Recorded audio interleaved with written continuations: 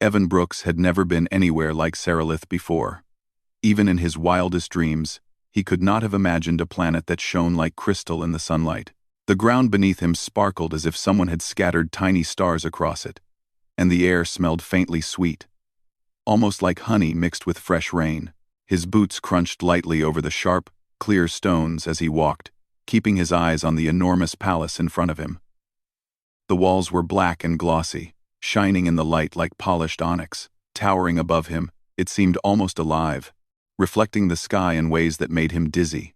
He had been sent here as a human envoy, one of many humans who had traveled to alien worlds to try to maintain peace. Most of the time, his missions were boring. He had signed up for adventure, but not like this. He had expected serious talks, maybe a few stares, and perhaps some ceremonial tea. Instead, he was staring at a palace that looked like it had grown out of the planet itself, and he could feel that something important was waiting for him inside. Evan took a deep breath and pushed open the palace doors.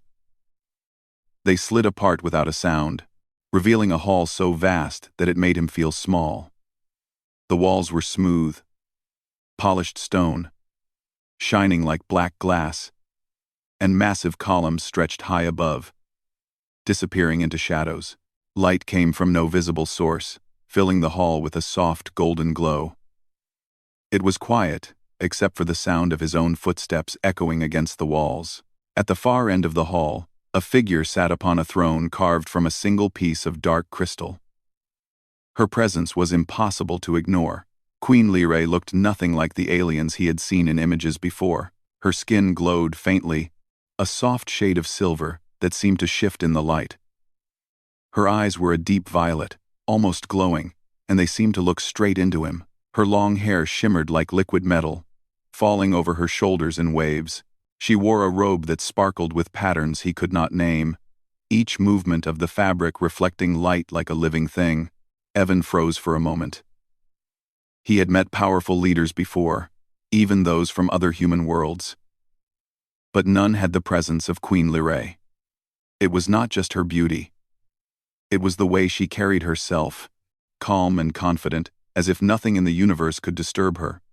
Her gaze was sharp, but not unkind, curious yet commanding. He could feel it pulling at him, demanding that he be honest and careful at the same time. "Welcome, human," she said, her voice smooth and deep. Even though she spoke slowly and clearly, Evan felt the weight of every word. It was not just a greeting. It was an examination, a question, a challenge, all at once. "Thank you, Your Majesty," Evan replied, bowing slightly. He could feel the heat in his face. He had been trained for diplomatic missions. But looking at her, he felt as if he were a child again, unsure how to behave in front of someone so extraordinary. The Queen tilted her head slightly, as if considering him. "I have seen many humans," she said, "but you are not like the others." Evan's stomach tightened.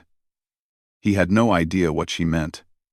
I try to represent humanity well," he said carefully.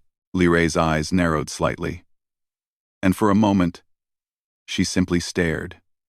Then her lips curved in the faintest hint of a smile, almost invisible. It was as if she had recognized something familiar but could not place it. "Step closer," she commanded softly. Evan hesitated, then obeyed.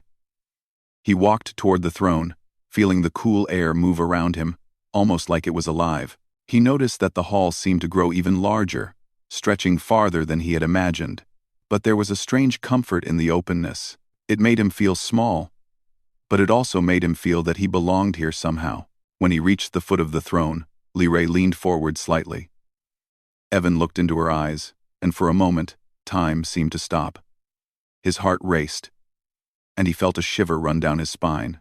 There was something about her gaze that made him feel seen in a way no one ever had before.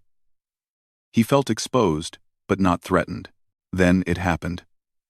Lyrae's eyes widened, just a little, and her entire body stiffened.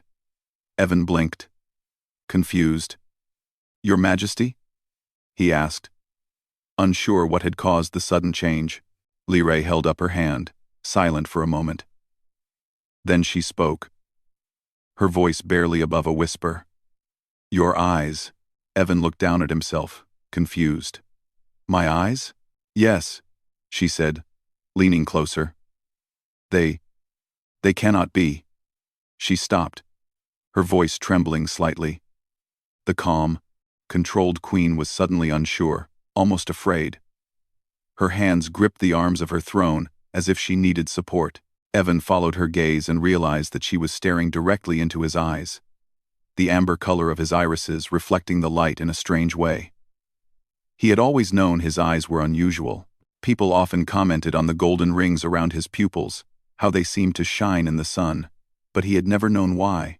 Now he could see it reflected in Lee Ray's expression, the shock, the fear, the recognition. Do I know you? He asked carefully. Lee Ray shook her head slowly. Not you. Not exactly. But I know your eyes. I have not seen them in centuries. Her voice grew stronger again, commanding as she tried to regain control. You are connected to something I thought was lost. Evan's mind raced. He had no idea what she meant. He had never been involved in anything important beyond his diplomatic training.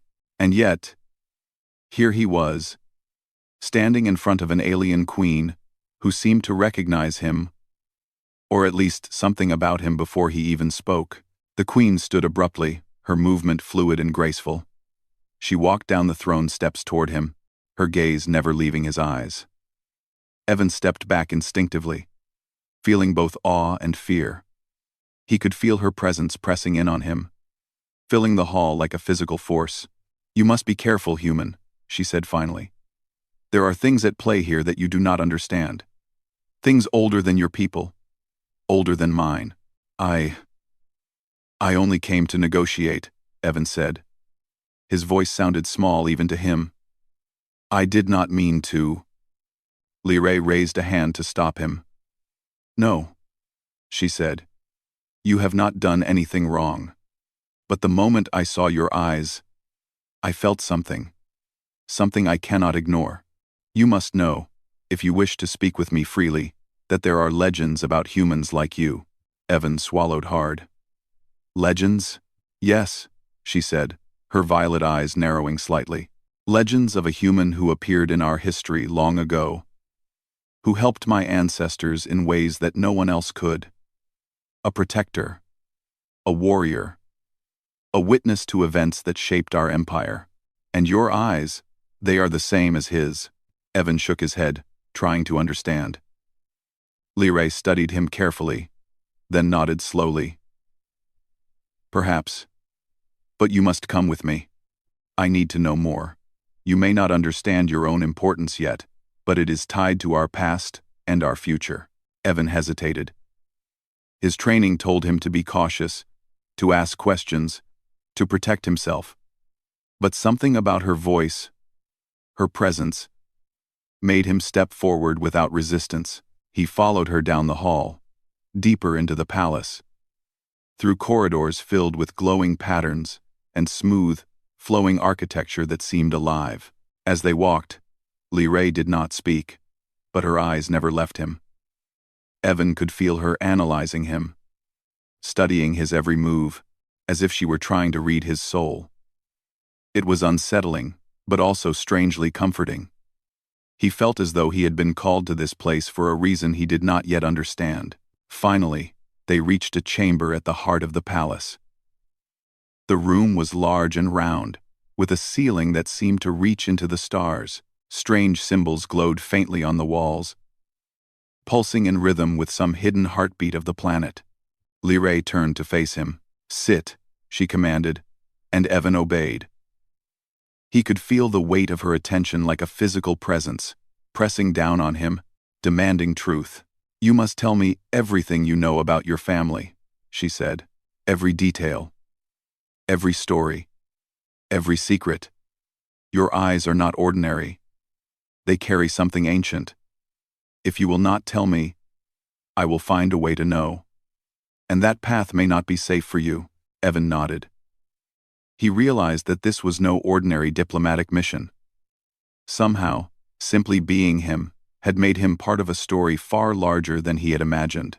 The amber in his eyes, which he had always thought was just a family trait, was something that could change the future of a civilization. "I will tell you," he said softly. "I do not know why it matters, but I will tell you everything I know." Liray's expression softened just a little. She did not smile, but there was relief in her eyes. "Then we begin," she said, "and you must listen carefully. There are forces at work here that you cannot yet see. The moment you entered my palace, you became part of a history that has waited for centuries to meet you." Evan leaned back in his chair, trying to process everything. His heart was still racing, and his mind was full of questions. Who had he resembled? Why did she react so strongly? What did it mean that his eyes could carry so much weight across time? And most importantly, what had he gotten himself into by stepping onto this alien world? He did not have the answers yet. But he knew one thing. The moment he had looked into Queen Liray's eyes, something had shifted. Something had awakened, and he could feel, deep in his bones, that his life would never be the same again. Evan sat in the round chamber, his mind still spinning from the revelations of Queen Liray. The palace seemed alive around him, glowing softly with patterns that shifted and pulsed, as if the walls themselves were breathing. Outside, he could hear nothing but silence. Yet it felt as though every corner of the palace watched him. Liray had stepped back slightly, giving him space, but her violet eyes never left him. "You must begin at the beginning," she said softly.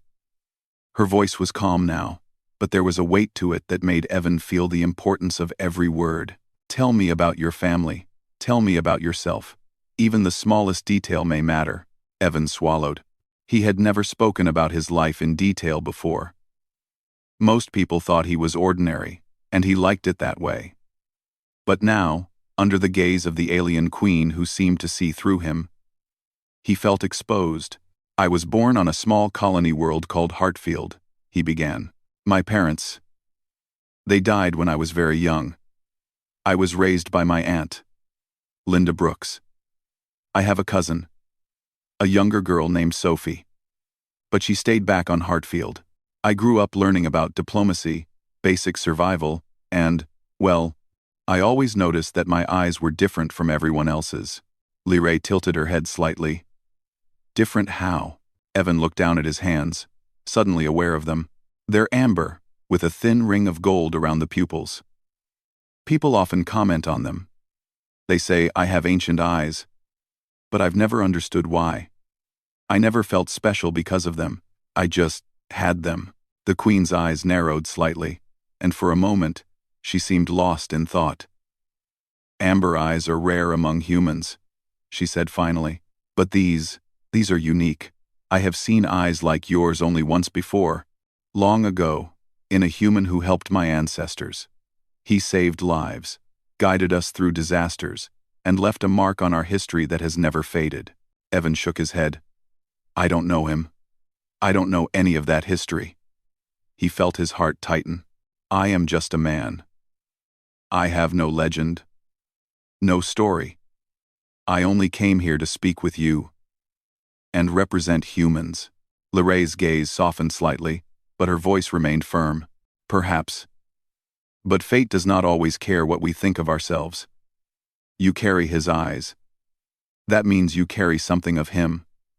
Whether through blood, spirit, or destiny, I do not yet know. But you are here because of it. You are part of what has waited for centuries to return." Evan felt a chill run down his spine. He had never believed in destiny. He had always thought life was about choices, about hard work and luck. And yet, sitting in this glowing chamber, staring into the eyes of an alien queen, he felt the pull of something older, something he could not explain. "Do you expect me to be him?" he asked quietly. "I can't be someone I don't even know." "No," Liray replied firmly.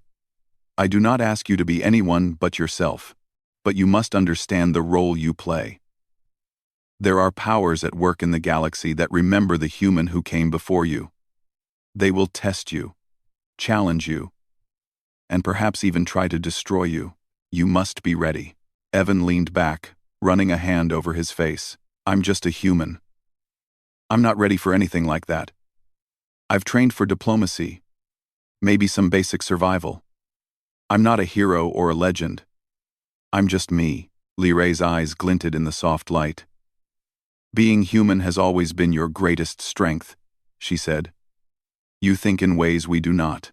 You act with choices we cannot always predict. That is why your kind has always survived against odds that others could not. You do not need to be a legend. You only need to be human. For a moment, Evan considered her words. He had grown up on a quiet colony world, learning to survive, learning to speak and negotiate, learning to think and act independently. Those lessons had shaped him in ways he had never understood. Perhaps that was what she meant. Perhaps being human, simple, unpredictable, clever, persistent, was enough to make a difference. Li Rei studied him for a long time. Then she spoke again. There is something you must see. Something that may explain why your eyes resonate with our history. Evan followed her through another corridor. This one was narrower, but the walls shimmered with colors that shifted and danced. It felt like walking through a living painting. He could hear the faint hum of energy under the surface of the walls, a vibration that made his teeth tingle. Finally, they arrived at a large chamber, different from any other he had seen. The ceiling was higher than he could measure, stretching out of sight. In the center was a pool of liquid light, glowing softly and reflecting the stars from some unseen sky above. Around the pool were carved images of humans and aliens together, humans fighting beside them, healing them, protecting them. Evan recognized none of the faces, but there was a familiarity to their movements. These are our histories, Li Rei explained, carved into crystal, preserved for those who can see them.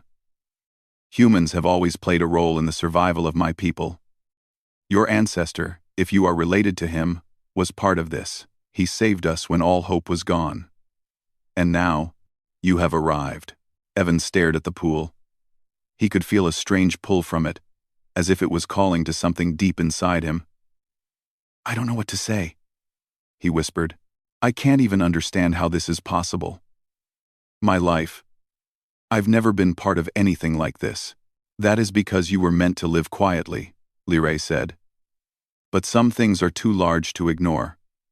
Some stories cannot stay hidden forever. And now, it is your turn. Evan's mind raced. The palace, the queen, the glowing eyes, the carved histories. Everything felt unreal. But he could not deny the pull he felt. It was as if the universe had shifted, placing him exactly where he was meant to be. Why me? He asked finally. Why now?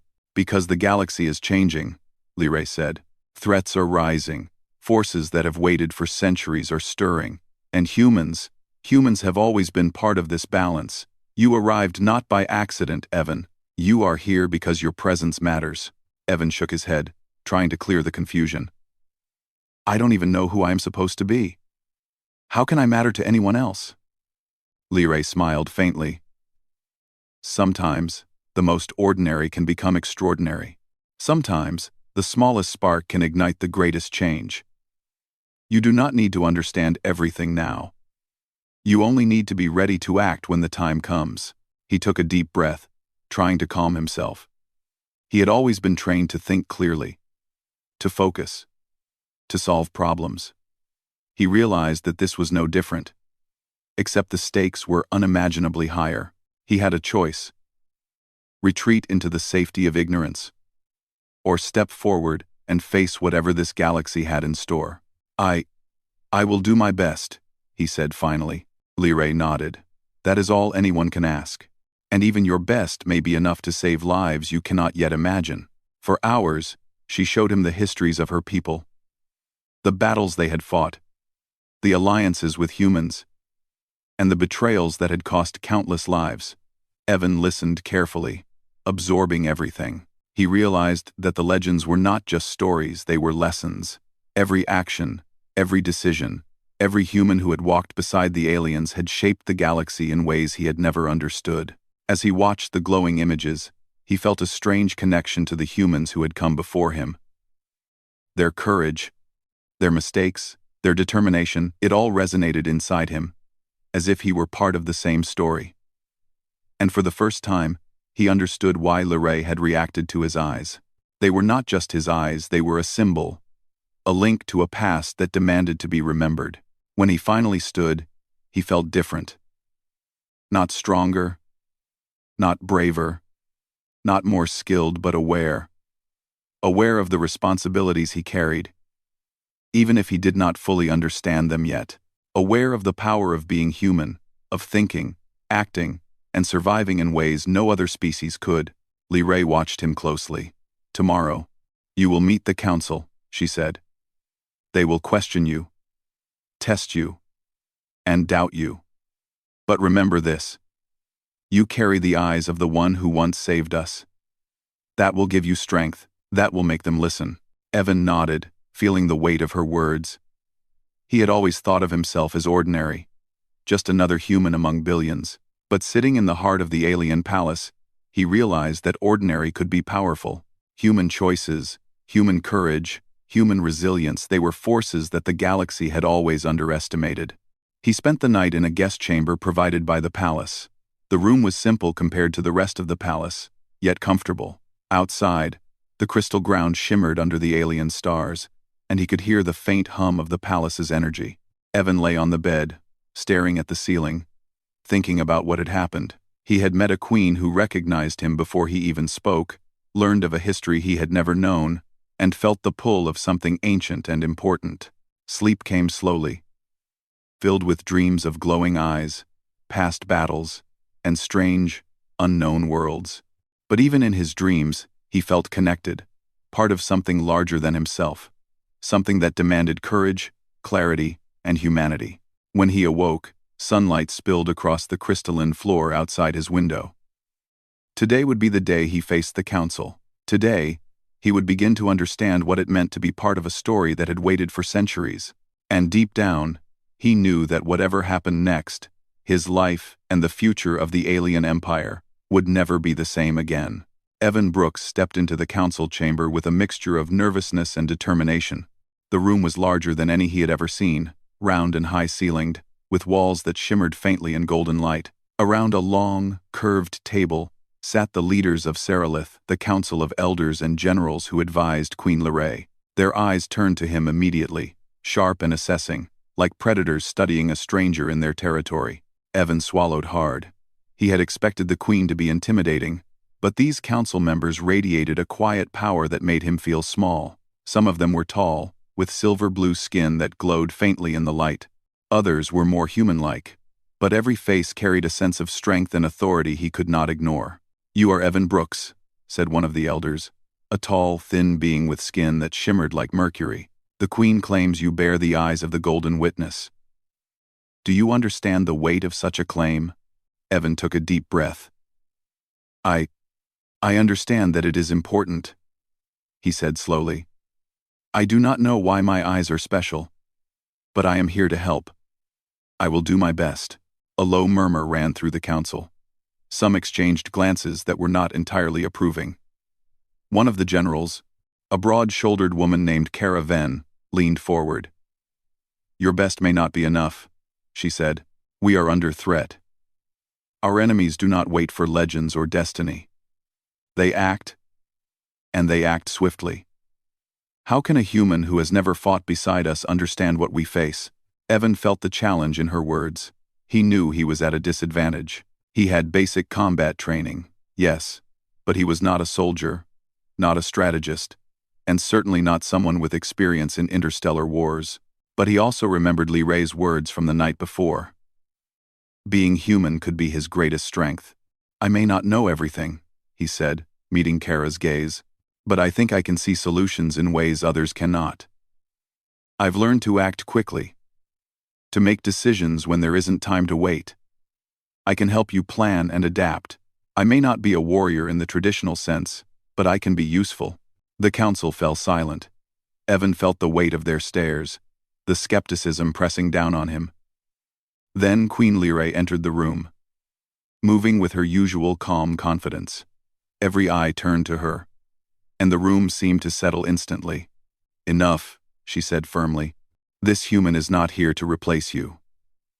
He is here to help. His eyes connect him to our history. That is all you need to know for now. I will test him in ways that matter, not in ways that satisfy your doubts." Evan felt a mix of relief and fear. Liray's support gave him courage, but he knew that the real test was only beginning. Over the next few hours, he was questioned about human history, philosophy, and strategy. He spoke of diplomacy, of negotiation, and of the lessons humans had learned from survival against great odds. The council listened, some nodding slowly, some skeptical, but all paying attention. Then the discussion shifted to the threats facing Sarilith. Reports had come in that a rival faction, known as the Kryn, was preparing to strike. The Kryn were ruthless, cunning, and well-armed, with fleets capable of destroying entire cities. Evan listened carefully as the council detailed past battles, ambushes, and strategies that had failed against them. Evan thought for a moment, then spoke. "I think I see a way to turn their strengths into weaknesses. The Kryn rely heavily on predictability. Their attacks follow patterns. If we can anticipate their moves and create unexpected defenses, we can disrupt them before they reach the capital." A general raised an eyebrow. "And you think a human can predict alien tactics better than we, who have fought them for decades?" Evan hesitated, then nodded. "I don't claim to know everything, but humans are flexible. We improvise, adapt, and learn quickly. If we combine your knowledge with human adaptability, I think we can succeed." The council murmured among themselves. Some were clearly impressed, others unconvinced. Queen Liray watched silently, her expression unreadable. Then she spoke. "He will lead the plan. The Kryn will test us. We must be ready to act, and we will act together. Trust him, as I do." Evan felt his heart pound. Leading a plan against a powerful alien enemy was far beyond anything he had imagined when he left Hartfield. But he also felt a strange calm. He was human, yes, and that meant he could think in ways no one else could. He could use creativity, intuition, and courage to survive, and to help others survive. The preparations began immediately. Evan worked with generals and strategists, studying maps of the stars, fleet positions, and potential enemy movements. He suggested ways to mislead the Kryn, ways to use the terrain of Sarilith itself as a defensive advantage. Slowly, the council began to see his value. They still doubted him, but they could not ignore the clarity of his ideas. Days passed quickly. The palace, once calm, now buzzed with activity. Ships were prepared, soldiers drilled, and communication networks were reinforced. Evan moved among them constantly, giving instructions, adjusting plans, and learning quickly about alien technology and tactics. He made mistakes, yes, but he also found solutions no one else had considered. His human perspective allowed him to see connections others missed. And gradually, the council began to trust him more. Finally, the day of the Kryn attack arrived. The skies above Sarilith darkened as enemy ships appeared, sleek and fast, cutting through the atmosphere with precision. Alarm signals blared across the capital, and the defenders scrambled to their stations. Evan stood beside Liray at the command platform, his eyes scanning the battlefield below. "Remember your plan," Liray said quietly. "Trust your instincts. Trust the human who is not yet a legend, but who carries the eyes of one." Evan nodded. He felt the weight of responsibility settle on his shoulders, but he also felt ready. This was not just about survival, it was about proving that humans, with their courage and adaptability, could change the course of history. The Kryn fleet struck first, targeting the outer defenses. Evan had anticipated this. He signaled to hidden turrets and defensive positions, which activated suddenly, catching the enemy off guard. Several ships were destroyed before the Kryn could adjust. He then directed fast-moving strike teams to flank the attackers, a tactic no one had expected. The battle raged across the skies, brilliant beams of energy cutting through clouds of dust and debris. Evan coordinated with the council, giving orders, adapting strategies, and staying calm under pressure. He realized that being human did not mean being invincible. It meant thinking, reacting, and never giving up, even when the odds were impossible. At one point, a Kryn battleship broke through the defenses and headed straight for the palace. Panic swept through the ranks. Evan acted instantly. He calculated its trajectory, instructed the closest ships to intercept, and ordered the palace shields to reinforce at precise angles. The enemy ship was destroyed before it could strike, and the palace remained unharmed. Lyrae watched, her eyes wide with admiration. The council, too, began to see the truth in her earlier words. The human, seemingly ordinary, had saved them with clarity and courage that no one else could match. As the battle continued, Evan noticed a pattern in the Kryn movements. They were trying to force a direct assault, but their flanks were weak. He directed coordinated strikes against the flanks, drawing the enemy into traps he had devised with the council's help. Slowly, the tide of battle turned. Hours later, the Kryn forces, exhausted and damaged, began to retreat. Seralith's defenders cheered, but Evan remained focused, ensuring that no ships could regroup for another attack. When the last enemy vessel fled into space, the battle was finally over. The palace erupted in celebration. Soldiers and citizens alike cheered, amazed that the human envoy had played such a critical role in their survival. Lyrae descended from her platform, her violet eyes shining as she approached Evan. "You have done more than I imagined," she said softly.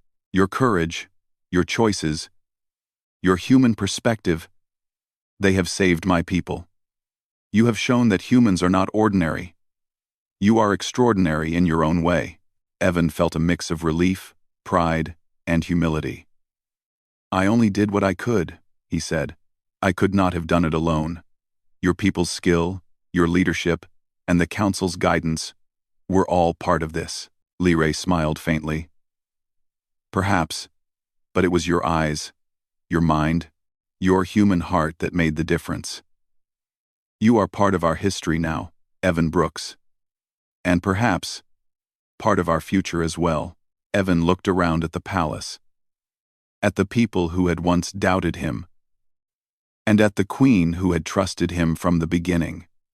He realized that his life had changed forever. He had arrived as an ordinary human envoy, and now he was part of a story that spanned generations.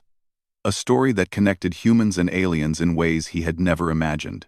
For the first time, he understood what it meant to be human, and why that alone could change the galaxy.